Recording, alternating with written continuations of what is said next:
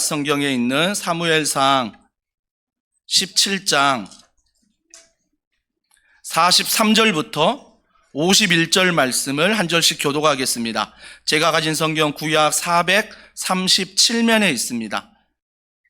블레셋 사람이 다윗에게 이르되 내가 나를 개로 여기고 막대기를 가지고 내게 나아왔느냐 하고 그의 신들의 이름으로 다윗을 저주하고, 그 블레셋 사람이 또 다윗에게 이르되 내게로 오라. 내가 네 살을 공중의 새들과 들짐승들에게 주리라 하는지라. 다윗이 블레셋 사람에게 이르되 너는 칼과 창과 단창으로 내게 나아오거니와 나는 만군의 여호와의 이름 곧 내가 모욕하는 이스라엘 군대의 하나님의 이름으로 내게 나아가노라.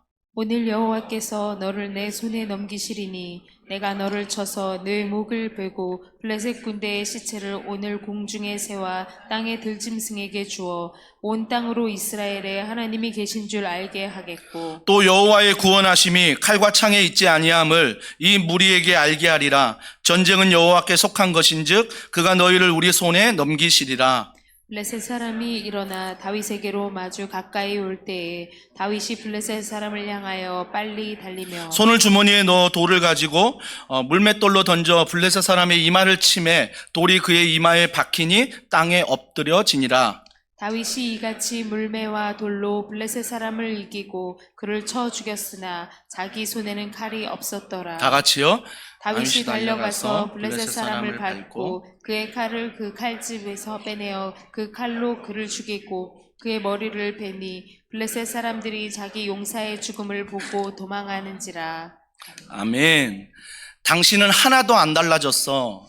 당신은 하나도 안 달라졌어 라는 제목으로 하나님 말씀 전하도록 하겠습니다. 어느 가정의 남편이 하나님을 믿지 않았습니다. 그러다 보니까 너무나 세상이 좋은 거예요. 그래서 매일매일 술을 먹고 매일매일 여행 가는 게 좋고, 그래서 세상에 흠뻑 빠져서 살다가 어느 순간 교회를 가겠다는 거예요. 근데 교회를 갔는데 와, 이 아내의 신앙보다 더 열심인 거죠. 교회 주일 성수는 물론이요, 새벽 예배도 빠지지 않고 수요일도 빠지지 않고 다락방 모임도 빠지지 않고 훈련도 열심히 받으면서 정말 열심히 교회를 나오기 시작했습니다. 이제 그러면서 세상에 즐겨했던 술도 이제 끊게 되고요, 여행도 좀 자제하면서 교회 하나님 중심으로 그가 변화가 되었습니다. 이게 좀 자랑인 것 같아요. 그래서 아내에게 이제 물어봤대요. 여보, 나 많이 달라졌지? 라고 얘기하니까 아내가 이렇게 얘기하더랍니다. 맞아, 당신 너무 많이 달라졌어.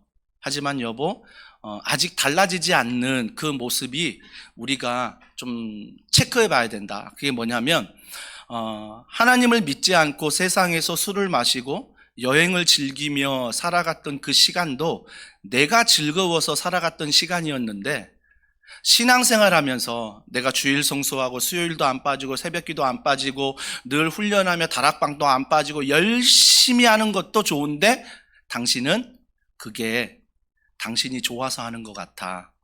당신이 기뻐서 하는 것 같아.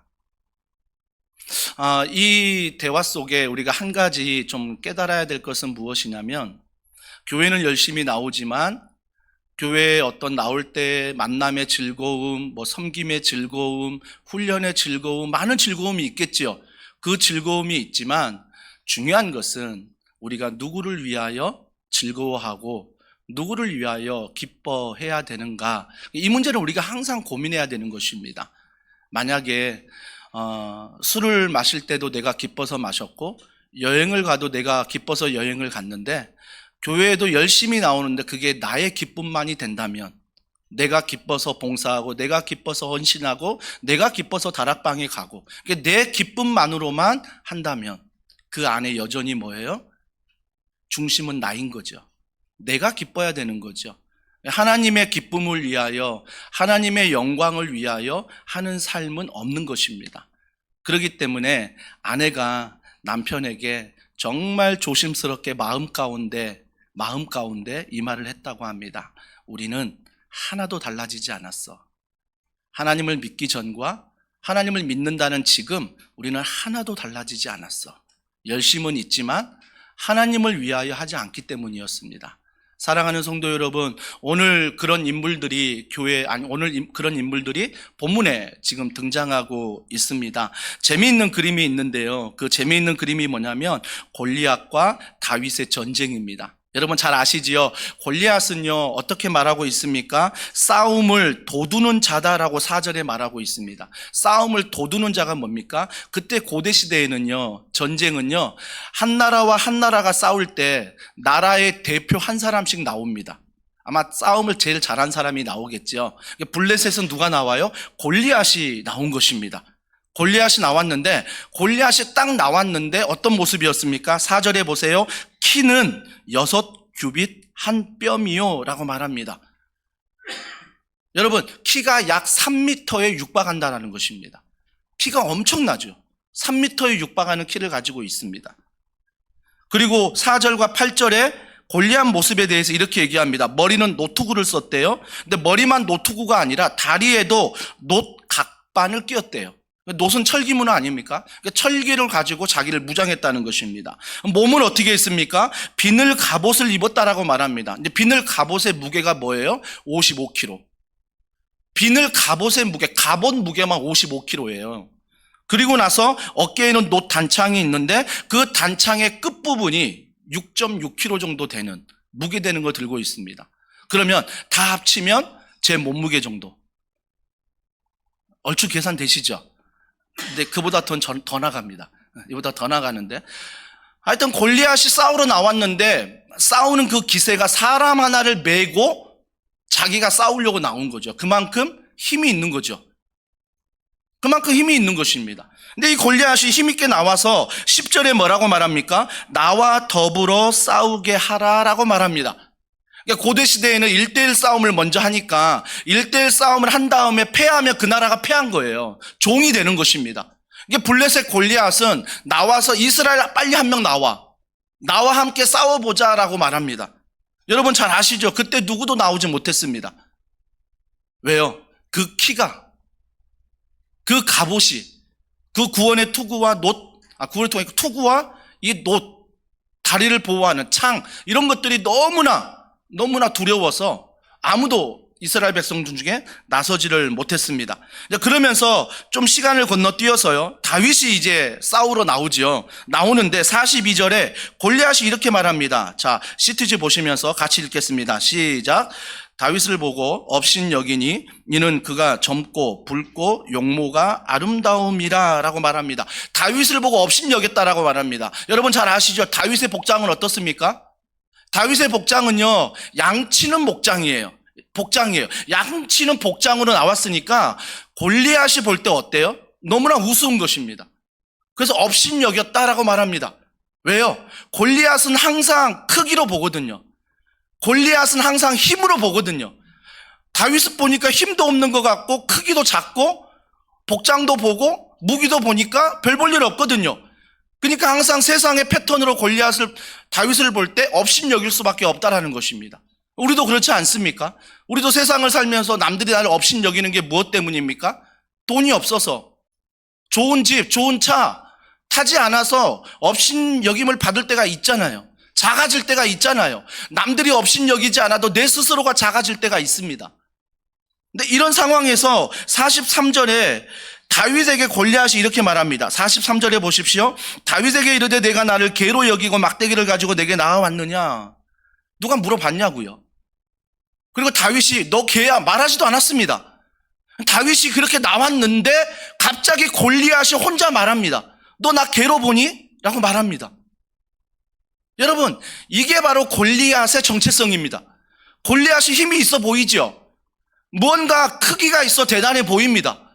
나와서 떵떵거립니다. 하지만 결국 골리앗은 자기를 뭘로 보는 거예요? 개로 보는 것입니다. 여러분, 이게 자신의 정체성이에요. 누가 말을 했냐고요. 여러분, 근데 하나님을 믿는 그리스도인들, 즉 우리들도요, 이런 정체성을 가지고 살아간다라는 것입니다. 누가 무시하지도 않았는데, 누가 그렇게 행동하지도 않았는데 스스로가 그렇게 낮은 자존감을 가지고 스스로가 개로 여기고 스스로가 그렇게 생각하고 온갖 소설을 다 써댄다라는 것입니다. 사랑하는 성도 여러분, 우리가 반드시 주의해야 될 것은 하나님은요, 스바냐 말씀에 보면 내가 너를 기뻐한다 말씀하셨습니다. 내가 너를 보배롭게 여긴다고 말씀하셨습니다. 내가 너로 즐거워야 한다고 말씀하셨습니다. 우리를 절대 하나님은 괴로 보지 않습니다. 근데 여러분이 스스로 괴로 여기는 이유는 뭐예요? 세상의 패턴을 보니까 내가 힘이 없거든요. 세상의 패턴을 보니까 내가 돈이 없거든요. 세상의 패턴을 보니까 내가 너무 세상에서 가진 게 없거든요. 저 사람한테 너무나 부족한 나이거든요. 그러니까 그 사람이 아무 말 하지 않아도 내 스스로 마음 가운데 뭐가 있어요? 나는 개다. 스스로 뭐가 있는 거예요? 패배주의가 있는 거죠. 낮은 자존감이 스스로 있는 거죠. 하여튼 다윗이 그런 모습으로 나왔는데 골리앗의 마음의 내면은 뭐예요? 나를 개로 보냐? 나를 이렇게 낮게 보냐? 스스로 그렇게 자기를 인정하고 있는 모습을 보게 되는 것입니다. 44절에 보십시오. 골리앗이 또 이렇게 말합니다. 내 살을 공중의 새들과 들짐승들에게 주리라 라고 말합니다. 여기에서 제가 내가라는 단어를 빠뜨렸는데요. 골리앗이 이렇게 말하는 거예요. 내가 내 살을 공중의 새들과 들짐승들에게 주리라 라고 말합니다. 내가 너 죽여버리겠다. 내가 너 죽여버리겠어. 그래서 이것들을 새들이, 공중의 새들이 먹을 수 있게 해줄게. 결국 주인공은 누구예요? 내가입니다. 그러니까 골리앗의 그런 모든 생활의 패턴이 뭐예요? 크기예요. 크기라고요. 세상의 힘이에요. 골리앗은 늘 생활 패턴이 그래요. 생활 패턴이.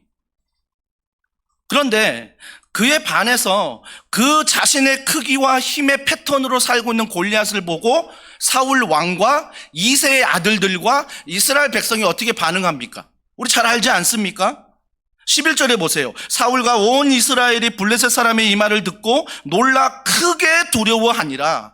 그냥 두려운 것도 아니에요. 크게 두려워하니라.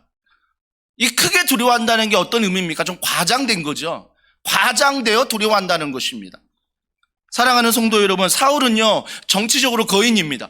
왜요? 한 나라의 왕이잖아요.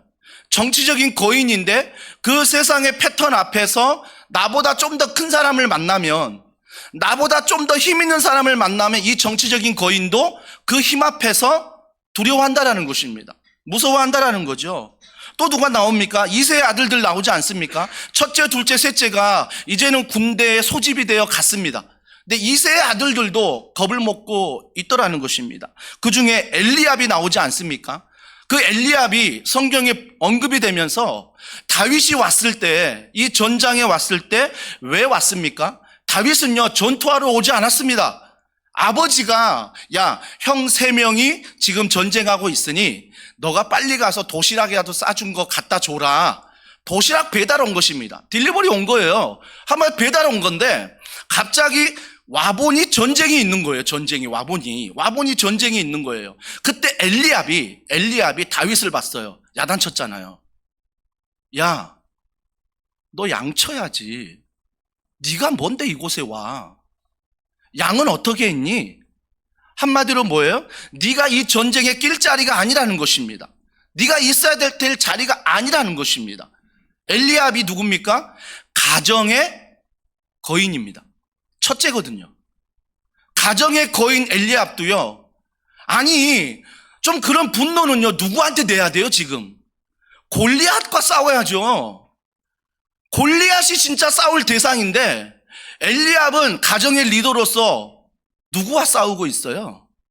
다윗에게 분노하고 있어요. 네 왜 여기 왔냐? 너 전쟁 구경하러 왔니? 구경할 자리 아니거든? 그런 분노를 골리앗에게 내야지 갑자기 다윗에게 지금 성을 내고 있다는 것입니다.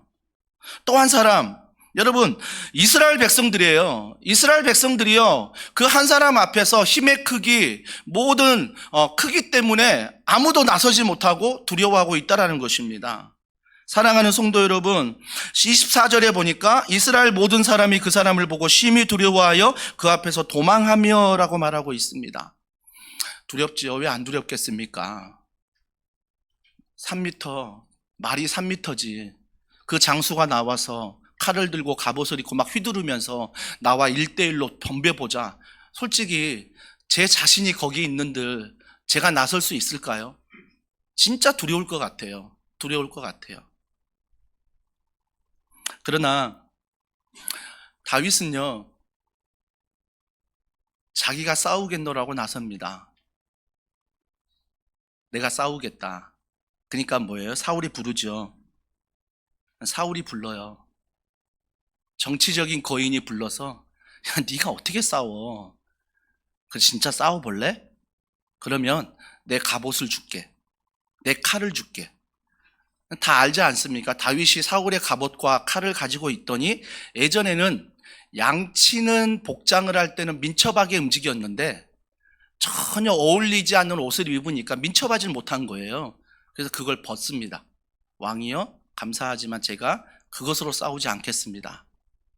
내가 가지고 있는 것으로 싸우겠습니다. 라고 이야기를 합니다. 사랑하는 성도 여러분, 왜 다윗은 두렵지 않았을까요? 왜 다윗은 수많은 백성들이 두려워하는데 그 자리에 서서 싸울 수 있었을까요? 우리가 그걸 통해서 좀 우리가 말씀을 나눠보려 하는데, 다윗 보십시오. 사무엘상 17장 17절과 45절에 그가 17절에 이렇게 말합니다. 진영으로 속히 가서 내 형들에게 주고, 아까 도시락 배달 아버지가 시켰죠. 싸우러 간 거 아니에요. 도시락 배달하러 간 거예요. 근데 26절에 하나님의 군대를 모욕하느냐라고 다윗이 말합니다. 그러니까 골리앗이 야, 하나님의 백성들아, 나와 함께 싸워보자. 하나님이 계신다면 막 하나님을 조롱하고 막 그러고 있을 때 다윗이 그 이야기를 듣고 지금 말하는 거예요. 어찌 하나님의 군대를 모욕하느냐라고 말합니다. 여러분, 골리앗의 외침과요, 다윗의 외침이 달라요. 그게 뭐냐면 골리앗은 이스라엘 백성들에게 뭐라고 말하냐면 야, 사울의 종들아 라고 외쳐요. 사울의 종들아, 나와 싸워보자 라고 외치는데 다윗은 뭐라고 외쳐요? 어떻게 너가 하나님의 군대를 조롱하느냐? 좀 알아차리셨습니까? 골리앗이 봐도요, 이스라엘 백성은 하나님의 백성이 아닌 것 같거든요. 너희들이 하나님 믿는다고 하지만 너희들의 삶과 행동과 말과 이 모든 것들이 하나님의 백성이 아니라 누구의 백성 같아요? 사울 왕의 백성 같거든요. 그러니까 골리앗은 조롱할 때 뭐라고 조롱해요? 이 사울 왕, 그 왕을 섬기는 너희들아 라고 말하는 것입니다. 근데 그 조롱 소리에 다윗은 뭐라고 말한다고요? 사울의 군대라고 말하지 않습니다. 하나님의 군대라고 말합니다. 하나님의 군대라고 말해요. 그러면서 32절, 33절, 37절, 38절과 40절에 뭐라고 말하냐면 주의 종이 가서 저 블레셋 사람과 싸우리다 하니라고 말합니다. 내가 싸우겠다는 것입니다. 내가 싸우겠다는 거예요. 그러면서 45절 뭐라고 말합니까? 자, 시트지 보면서 같이 한번 읽어보겠습니다. 시작. 너는 칼과 창과 단창으로 내게 나아오거니와 나는 만군의 여호와의 이름 곧 내가 모독하는 이스라엘 군대의 하나님의 이름으로 내게 나아가노라. 잘 아시죠? 골리앗은 자기의 크기와 힘을 의지하며 싸우려고 했어요. 근데 다윗은 뭐예요? 하나님의 이름으로 내가 나아가 싸우겠다라고 말합니다. 하나님의 이름으로. 여기서 우리가 몇 가지 좀 묵상을 좀 해야 되는 말씀이 뭐냐면요. 어떻게 다윗이 그렇게 싸울 수 있을까? 여러분, 우리가 착각하는 게 뭐냐면 이런 상황이 되면 나도 싸울 수 있을 거라는 착각입니다. 나도 싸울 수 있어. 나도 하나님의 군대라고 선포할 수 있어. 착각하는 것입니다. 아니에요. 우리는요, 크기에 두려워하고 우리는요, 힘에 두려워하는 존재거든요. 그러니까 철저히 세상의 패턴에 익숙하면 절대 이런 일이 벌어질 때 싸우질 못합니다. 싸우질 못해요. 근데 다윗은 싸운다는 거죠. 왜 싸웠을까? 우리 지난주 말씀드렸죠. 다윗은요, 왕으로 기름을 부음 받았는데 20년 동안 왕이 되지 않아요. 20년 동안 하나님이 준비시키는데 뭘 준비시켰어요? 왕으로 기름 부음 받기 전에도 양을 쳤어요. 근데 왕으로 기름 받은 후에도 양을 쳐요. 나중에 사울 왕이 불러서 자기 옆에 두기는 하지만 20년 동안 그런 훈련들을 받는다고요. 다윗이 어떻게 시간을 보냈다고요? 성경을 잘 보십시오. 다윗 시간을 보낼 때요, 양을 지키는데 양을 먹기 위해서 곰과 사자가 공격했다고 했잖아요. 근데 그 공격을 잘 보시면요, 곰이 나타나 사자가 나타나 양을 물고 가더라. 현재 진행형이에요. 가더라라고 말해요. 그때 다윗이 어떻게 했다고요? 쫓아갔다라고 말합니다. 이해되십니까? 내가 그 자리에 있으면요, 내 목숨이 중요하거든요. 양 한 마리 곰한테 잡혀 먹은들, 양 한 마리 사자에게 잡혀 먹는들, 이미 물어가고 있는데 내가 굳이 그걸 쫓아가야 될까? 내 목숨이 위험해지잖아요. 근데 다윗은 어떻게 해요? 쫓아갑니다. 쫓아가서요, 그 양을요, 구해내는 거예요, 양을. 사자의 입에서, 곰의 발톱에서 그 양을 구해낸다라는 것입니다. 이게 한두 번입니까? 물론 20년의 시간이 걸리지만 많은 시간을 양을 치면서 이게 하루에 몇 번이고 반복이 됐을 거예요. 그러면서 어때요? 하루하루가 달리는 훈련을 하고요. 하루하루가 곰과 사자가 양을 물어서 달려가는 그 걸음을 쫓아가는, 그래서 한 방으로 물맷돌을 돌려서 그 양을 구해내는 훈련을 했다라는 것입니다. 수많은 시간에 자신에게 주어진 일에 최선을 다했다는 거죠.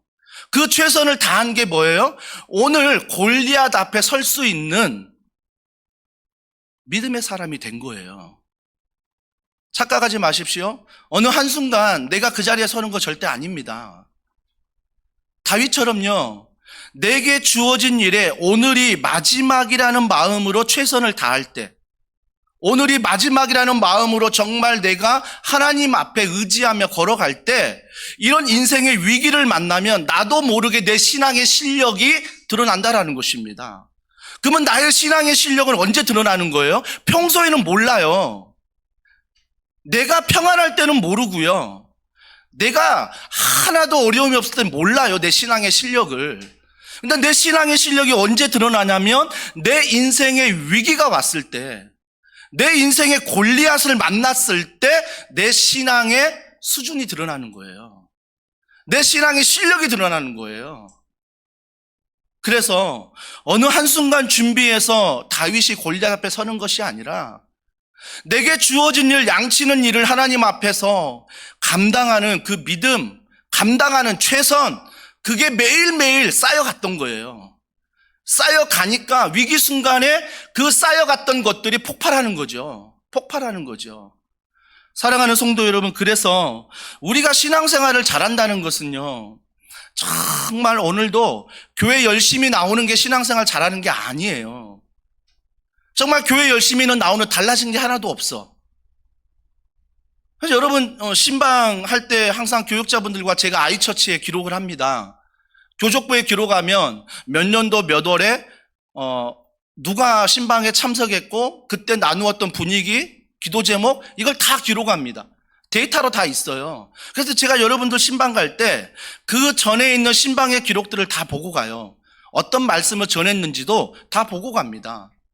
다 보고 갔을 때 정말 감사한 건 뭐냐면요, 성장하고 있다는 거예요.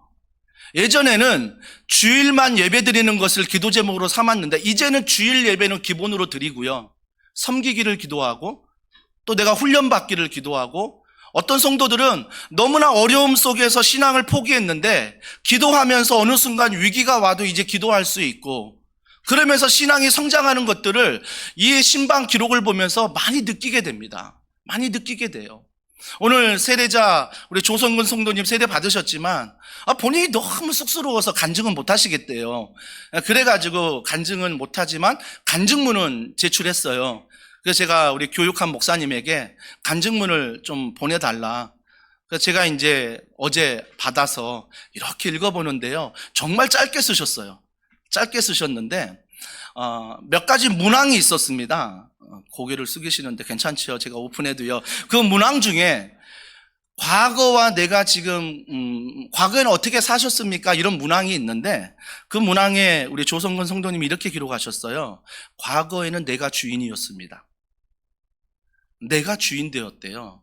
내가 좋아하는 것, 내가 기뻐하는 것, 내가 원하는 것, 항상 이 중심으로 모든 걸 생각했대요. 직장에도 그렇고, 가정에도 그렇고, 교회도 그렇고. 그러니까 내 중심이었죠. 나 중심이었죠. 그러면서 밑에 변화된 게 무엇입니까? 했을 때 그분이 기록한 것 중에 한 가지가 제 눈에 들어왔어요. 이제는 하나님을 생각하게 됩니다.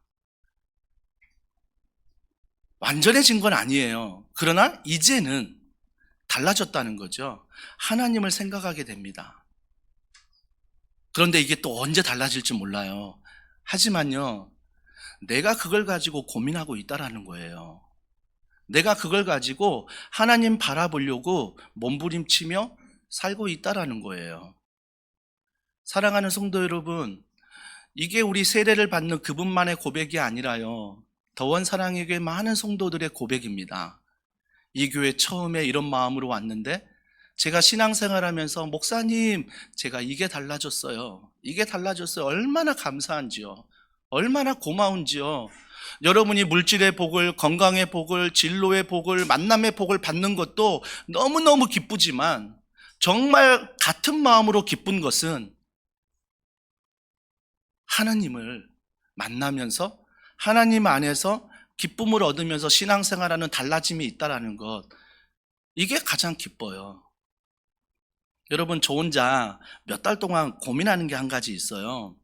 그게 뭐냐면 우리 코로나 이후에 예쁜발 전도한다고 화요일 날 모이셔서 정말 그분들이 기도하고 전도를 나가시거든요.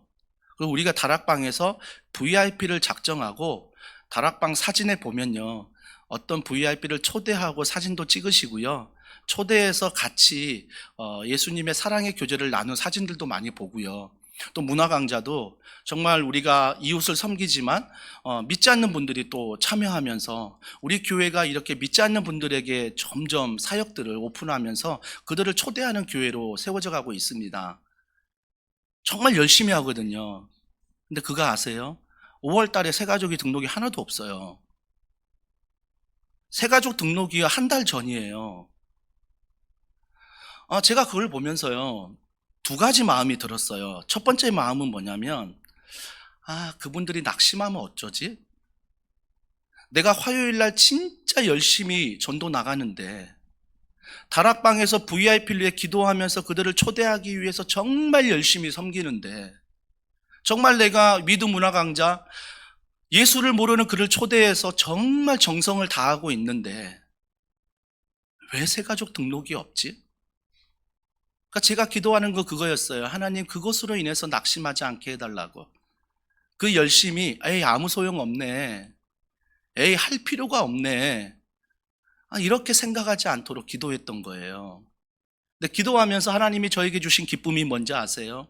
현철아, 제 마음 가운데 그런 마음을 주세요. 현철아, 새가족의 등록도 감사하겠지만 더 기쁜 게 뭔지 아니? 나는 너희 교회가 예수 믿지 않는 한 사람을 향해서 기도하고 있다는 것, 너희 교회가 예수를 믿지 않는 누군가에게 복음을 전하고 있다는 것, 너희 교회가 정말 그 땡볕에 예수를 전하기 위해서 예쁜 발이 되어 전도를 한다는 것, 그게 나는 기쁘다.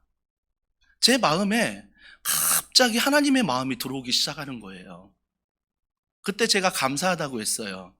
하나님, 저는 새가족이 등록해야 감사하다고 생각했는데 하나님의 마음은 그게 아니시군요. 한 사람의 성도가 달라지는 것, 한 사람의 성도의 관점이 변화되는 것, 우리의 모든 사역의 방향이 하나님의 영광을 위하여 변화되는 것, 이걸 하나님이 기뻐하시는군요. 하나님, 그렇다면 내 평생의 만족이 내가 세상의 패턴이 아니라 하나님의 패턴이 되도록 하나님 도와달라고, 하나님 함께 해달라고 그렇게 몸부림치면서 감사의 기도를 드렸습니다. 사랑하는 성도 여러분, 정말 건강한 교회가 어떤 교회입니까? 물론 새가족이 등록을 하고 숫자적으로 성장을 하고 재정적으로도 넉넉해져야 맞습니다. 하지만요, 그것 외에 우리가 더 본질적인 것은 내가 달라지는 거예요. 하나님 안에서, 은혜 안에서, 믿음 안에서 내가 달라지는 것, 내가 달라지는 것, 이것이 바로 하나님이 제일 기뻐하는 하나님의 열매라는 것입니다. 그래서 다윗이 정말 그런 위기 앞에서도 이미 훈련이 되어 있기 때문에 인생의 위기를 만날 때 그가 하나님의 패턴으로 내가 싸우겠다고 나간 거예요. 내가 싸우겠다. 사랑하는 성도 여러분, 싸움 잘 아시지요? 물맷돌 몇 개 가져갔어요? 5개 가져갔습니다. 아니, 물맷돌, 복장, 그래, 믿음으로 갔어. 알았어. 근데 왜 5개야? 믿음이 있으면 1개 가져가야지. 1개 가지고, 하나님이 한 방에 끝낸다고 생각하고 가야지. 왜 1개, 5개나 가져갔어? 생각할 수 있습니다. 하지만요, 우리가 다윗을 보면서 하나님을 믿지만, 저는 다윗의 이런 모습이 너무 좋아요. 하나님을 믿지만 5개를 가져가는 거예요. 5개를. 그래서 하나님을 믿지만 그 5개 안에 어떻게 하나님이 역사할지 모르는데 나는 준비를 하는 거예요. 나는 준비를 하는 거라고요. 사랑하는 성도 여러분, 교회 안에서요, 너무 극단적인 성도들을 가끔 보게 됩니다. 너무 영성이 뛰어난 분들, 기도만 하면 돼. 말씀만 읽으면 돼. 그러면서 뭐가 없어요? 실력이 없어요. 반대의 모습도 많이 보게 됩니다. 실력이 있어요. 잘 나갑니다. 아주 나이스합니다. 근데 뭐가 없어요? 영성이 없어요. 우리가 다윗을 통해서 반드시 기억해야 될 것은 내가 영성, 하나님 앞에서 말씀과 기도로 매일을 내게 주어진 일을 오늘 죽을 것처럼 살아가는 것, 이게 영성과 실력인 거죠. 사랑하는 성도 여러분, 그래서요, 여러분이 지금 하는 일 있잖아요. 직장에서, 가정에서, 교회 안에서 하는 일을 어떻게 하셔야 돼요? 오늘 죽을 것처럼 하는 거예요. 이게 실력이 되는 거거든요. 이게 실력이 됐을 때 하나님이 그 실력을 위기 앞에서 하나님의 방법으로 사용하시는 거예요. 그러니까 여러분의 무기를 세상의 패턴으로만 쓰려고 하지 마시고요. 여러분의 무기를 하나님의 영성으로 말씀 보고 기도하고 매일매일 살아가면 그 무기를 결정적인 순간에 하나님의 방법으로 쓸 수 있게 하나님이 만들어주시는 거예요. 만들어주시는 거죠. 사랑하는 성도 여러분, 가끔 제 아내가 물어봅니다. 여보라고 지금도 못 부릅니다. 자기야 라고 부르는데요. 고쳐야 되는데.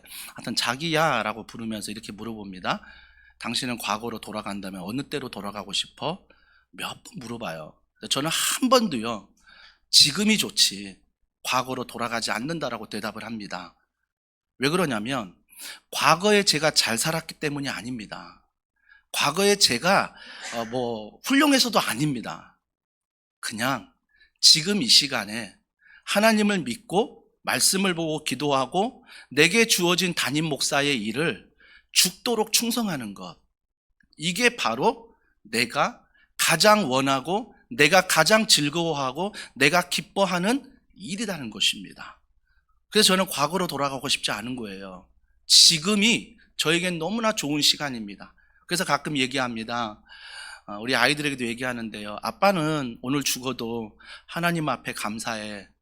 아빠는 진짜 오늘 죽어도 하나님 은혜에 감사해.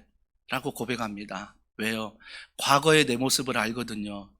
과거에 그렇게 부족한 내 모습을 하나님이 오늘 이렇게 세워주심에 너무나 감사하기 때문에 제가 죽음에 있어서 나는 감사해. 라고 고백합니다. 근데 한편으로 아이들이 그런 얘기 하더라고요. 아빠는 이기적이야. 내가 결혼한 모습도 보고 나의 손녀, 손주도 보고 좀 그래야지. 이제 그런 얘기도 듣고 따끔했는데요. 그러면서 제가 건강을 지키고 그래서 내가 열심히 하는 이유가 하나님 앞에서도 하지만 가족을 위해서라도 제가 열심히 그렇게 삶을 살아가려 합니다. 사랑하는 성도 여러분, 골리앗 앞에 우리는 또 일주일 동안 설 거예요. 또 설 겁니다. 그 앞에 섰을 때 내가 다윗처럼 하나님의 이름으로 나아갈 수 있는 힘은 매일매일이에요. 매일매일 말씀 보고 기도하고 순종하고 매일매일 하나님 의지하고 하나님 자리에 내가 앉지 아니하고 하나님이 앉을 수 있는 훈련이 매일매일 되면 이 위기 앞에서 골리앗 앞에서 우리는 달라질 수 있습니다. 달라질 수 있는 거죠. 그래서 로마서 12장 2절에 이렇게 말합니다. 너희는 이 세대를 본받지 말라. 이 세대를 본받지 말라.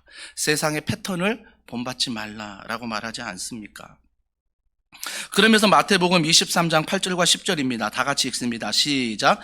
그러나 너희는 랍비라 칭함을 받지 말라. 너희 선생은 하나요. 너희는 다 형제니라. 땅에 있는 자를 아버지라 하지 말라. 너희의 아버지는 한 분이시니 곧 하늘에 계신 이시니라. 또한 지도자라 칭함을 받지 말라. 너희의 지도자는 한 분이시니 곧 그리스도시니라. 저는요, 정말 지도자 되기를 원해요. 왜요? 자꾸 가르치려고 하거든요. 자꾸 판단하려고 하거든요. 자꾸 평가하려고 하거든요. 저는 진짜 제가 지도자 되기를 원하는 스타일이에요. 근데 오늘 말씀 뭐라고 말씀하세요? 지도자는 예수님이다. 지도자는 예수님이다. 그래서 여러분이 인생의 지도자를 잘 모셔야 돼요. 인생의 지도자가요, 세상이 되면요, 그 세상 앞에는 내가 세상에 타협하며 살아갈 수밖에 없는 것이고요. 인생의 지도자가 예수님이시면 그 세상에 어떤 골리앗을 만나도 내가 하나님의 패턴으로, 예수님의 패턴으로 반응하며 믿음 안에 걸어갈 수 있고요. 여러분이 하루하루 잘 준비한 그것들이 그 위기 순간에 하나님의 도구로 쓰임받을 수 있는 거예요. 쓰임받을 수 있는 거죠. 워렌 위어스비라는 학자가 이런 말을 했습니다. 하나님이 우리를 쓰실 때 너무 작아서 못 쓰는 일은 없다. 단지 너무 커서 못 쓰실 뿐이다. 우리는 말하지요. 작아서 못한다고요. 우리는 말하지요. 작아서, 없어서 이거 해주면 이라고 말합니다. 제가 요즘에 세미나를 들으면서요, 한국 교회를 향해서 많은 전망들을 내놓습니다.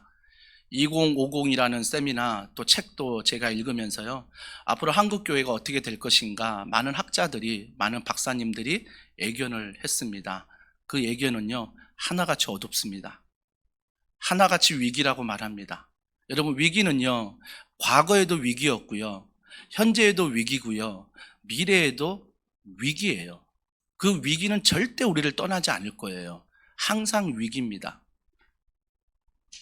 그 통계는 이렇게 말하더라고요. 코로나 전에는 기독교인이 900만이었습니다. 코로나 이후에 1998년부터 2023년까지 기독교 인구를 통계 냈더니 절반이 떨어져 나갔어요. 그러면 400만인 거예요. 근데 그 400만 중에 이단이 포함되어 있대요.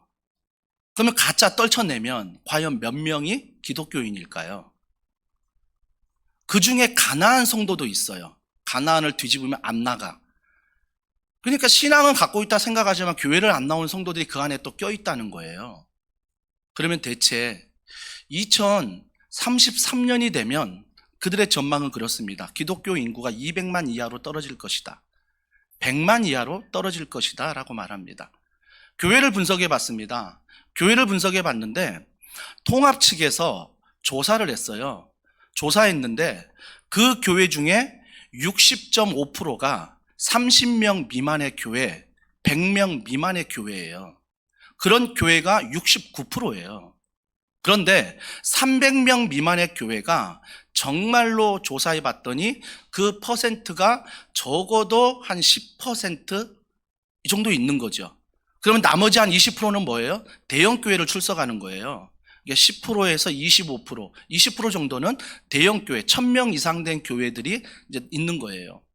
근데 그 숫자를 통계낸 다음에 정말 위험한 통계가 뭐였냐면 저는 그게 정말 마음이 아팠어요. 기독교 인구가 몇백만이 있을 때 그 중에 70%가요. 거의 80% 육박한 숫자들이 대형 교회를 나간대요. 미국은요, 통계를 냈을 때 대형 교회 출석하는 퍼센트가 30%도 못 넘어요. 대부분이 작은 교회를 가요. 대부분이. 근데 우리 교회는, 우리 한국은 문화가 다른 거죠. 믿는 자 중에 70%, 80%가 대형 교회를 가요. 나머지 성도들이 중소형 교회를 가는 거죠. 그래서 그 미래학자가 이렇게 예언했습니다. 갈수록 경제와 사회가 어려워지면 점점 30명 미만의 교회, 100명 미만의 교회, 300명 미만의 교회는 더 어려워질 것이다. 왜 그러냐면 그 성도들이 대형교회로 가기 때문에, 그 성도들이 안 나가 성도가 되기 때문에 교회는 갈수록 어려워질 것이다라고 말합니다. 그런데요, 감사한 건 단서가 하나 있었어요. 지금 이대로라면 기회 있지 않습니까? 지금 이대로라면 2030년, 2050년에 벌어질 일들입니다. 하지만 지금 이대로가 아니라 더원 사랑의 교회가 하나님 말씀 앞에서 정말 세상의 패턴이 아니라 하나님의 패턴으로 가기로 결정을 하고 몸부림치고, 우리가 세상의 위기 앞에 나의 크기와 나의 힘이 아니라 하나님을 믿는 매일매일의 말씀과 기도를 통하여 설 수만 있다면 그 통계는 얼마든지 하나님의 역사 가운데 바뀔 수 있다라는 것입니다.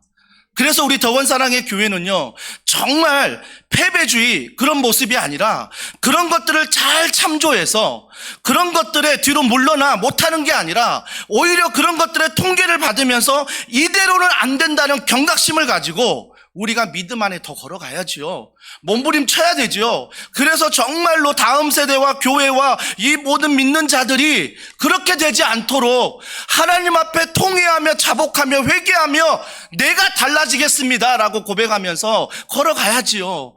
불과 10년 뒤의 일입니다. 불과 20년, 30년 뒤의 일이라고요. 그렇다면 우리가 오늘 고백해야 될 것은, 하나님, 워렌 위어스비가 말한 것처럼 작아서만 쓰임받는 게 아니라 커서도 쓰임받게 하여 주시옵소서. 대형교회 모두가 문제 있는 것이 아니라 대형교회 안에도 얼마나 건강한 교회가 많습니까? 그런 교회들이 하나님의 은혜 가운데 세워질 수 있도록 그렇게 우리가 하루하루 몸부림치면서 이 한 주간을 그 골리앗과 같은 세상 앞에서 살아가야 되지 않겠습니까? 사도 바울은 이렇게 말합니다. 고린도후서 11장 2절입니다. 내가 하나님의 열심으로 너희를 위하여 열심을 낸다. 내 열심이 누구의 열심이라고요? 하나님을 열심히 해요. 하나님을 사랑하니 내가 직장에서 열심을 내는 거고요. 하나님을 사랑하니 내가 교회에서 열심을 내는 것. 나의 모든 열심은 하나님의 영광, 하나님의 이름, 하나님의 십자가의 놀라운 은혜에 감사해서 내가 열심을 내는 거예요. 근데 골리앗은 뭐예요? 내가 열심히 해서 내 이름을 내보겠다는 거예요. 내가 칼과 창과 단창으로, 내가 이 갑옷을, 내가 이 놀라운 철기를 내가라고 말합니다. 그러나 사도 바울은요, 내가 지금 열심을 내는 이유는 하나님의 열심으로, 하나님이 죽기까지 나를 사랑하셨다는 그 은혜의 열심으로 내가 오늘 주어진 일에 죽을 것처럼 충성하면서 하나님 앞에 은혜를 구하고 말씀을 듣고 기도하며 분별하며 걸어간다라는 거예요. 사랑하는 성도 여러분, 이렇게 달라지고 싶지 않으십니까? 더원사랑의 교회가 그냥 한국교회 한 교회가 아니라 정말 수많은 한국교회 한 교회로 남는 게 아니라 하나님이 기뻐하는 교회의 목적을 삼고 하나님이 기뻐하는 교회로 세워지길 원하고 하나님이 기뻐하는 다음 세대 청년들을 되기를 원한다면, 여러분이 하는 게 세상에선 초라해 보여도, 세상에선 힘이 없어 보여도, 세상에서는 뭔가 능력이 없어 보여도 하나님을 믿고 내가 최선을 다한다면 하나님이 결정적인 순간에 내가 하루하루 믿음 안에 최선을 다해 준비했던 것들을 위기의 순간에 사용하게 하신다라는 것입니다. 사랑하는 성도 여러분, 이런 은혜가 이번 한 주간 우리 가운데 있기를 주님의 이름으로 축복합니다. 우리 이 말씀 기억하면서 우리 이 찬양 주님 앞에 올려드리면 좋겠습니다. 예수 닮기를 원합니다. 예수 보기를 원합니다. 예수만 높이길 원합니다. 이게 내 평생 소원입니다. 우리 이 고백 함께 찬양으로 고백하겠습니다. 고백합니다. 내 삶의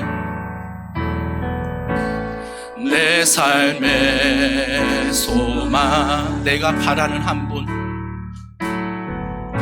내가 바라는 한 분, 예수 닮기를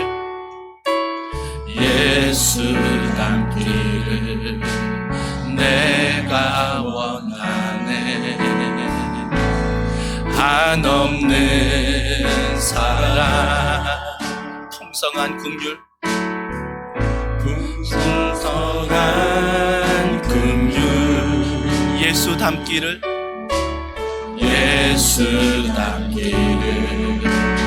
내가 우리 선포합시다. 예수 닮기를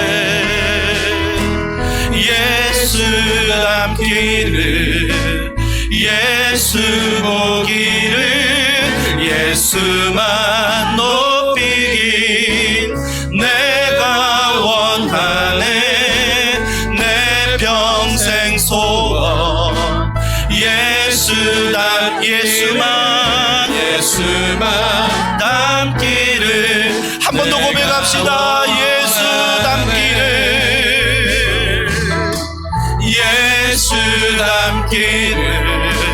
예수 보기를 예수만 높이기 내가 원하네. 내 평생 소원 예수 닮기를 예수만 닮기를 우리 선포합니다. 하나님 나라 임하소서. 하나님 나라 임하소서. 이번 한 주간 영광과 존귀 능력과 위력 놀라운 기적의 하나님 기적의 지금 이곳에 한 번 더 고백합니다. 하나님 나라 임하소서. 영광과 존귀 능력과 위력 놀라운 사랑 이번 한 주간 기적의 하나님 지금 이곳에 오소서. 우리 이 시간 기도합니다. 또 이 문을 나서면 또 여전히 세상의 패턴이 공격할 것이고요, 여전히 골리앗들을 만날 것입니다. 여러분 그거 피해달라고 기도하지 마시고요, 그 모든 골리앗 앞에서 내가 하루하루 하나님 말씀과 기도로 무장하며 내가 하고 있는 직장에서 교회 안에 가정 안의 일들을 죽을 것처럼 하나님 앞에서 잘 감당하여 실력을 쌓게 하여 주시옵소서. 그래서 그 위기 앞에서 내가 하나님 말씀의 도구가 되어서 하나님 쓰임받게 하여 주시옵소서. 우리 시간 한 목소리로 함께 기도하겠습니다. 하나님의 은혜와